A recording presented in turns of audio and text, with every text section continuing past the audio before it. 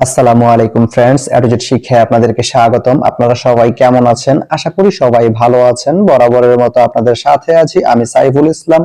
চলে এসেছি নতুন একটি ভিডিও নিয়ে। আজকে আমরা জানবো আপনি ফেনী থেকে পাহাড়তলি যেতে কোন কোন ট্রেন রয়েছে, সেই ট্রেনগুলো ছাড়ার নতুন সময়সূচি, বন্ধের দিন এবং গিয়ে পৌঁছতে কতক্ষণ সময় লাগবে বিস্তারিত। আমি যদি আপনাদেরকে ট্রেনের সময়সূচিগুলো বলে দেই, আপনি ফেনী থেকে পাহাড়তলি যেতে প্রথমে যে ট্রেনটি রয়েছে সেটি হচ্ছে চট্টগ্রাম মেল। চট্টগ্রাম মেল ট্রেনটি ফেনী থেকে ছাড়বে ভোর 5টা 5 মিনিটে এবং এটি পাহাড়তলি গিয়ে পৌঁছবে সকাল 6টা 40 মিনিটে। এই ট্রেনটির কোনো অফ ডে নেই। এরপরে রয়েছে কর্ণফুলী। কর্ণফুলী ট্রেনটি ফেনী থেকে ছাড়বে দুপুর 3টা 50 মিনিটে এবং এটি পাহাড়তলি গিয়ে পৌঁছবে বিকাল 5টা 25 মিনিটে।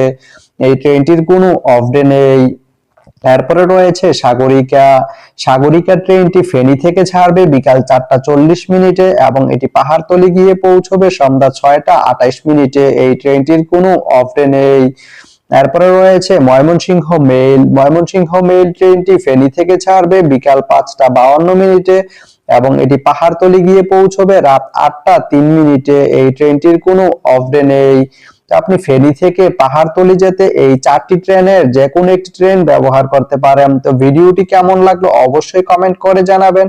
আর ভিডিওটি যদি ভালো লেগে থাকে বা আপনার কোনো উপকারে এসে থাকে তাহলে ভিডিওতে একটা লাইক করে দিবেন, কারণ আপনার একটা লাইক আমাকে অনেক ইন্সপায়ার করে নতুন নতুন আরো ভিডিও বানাতে।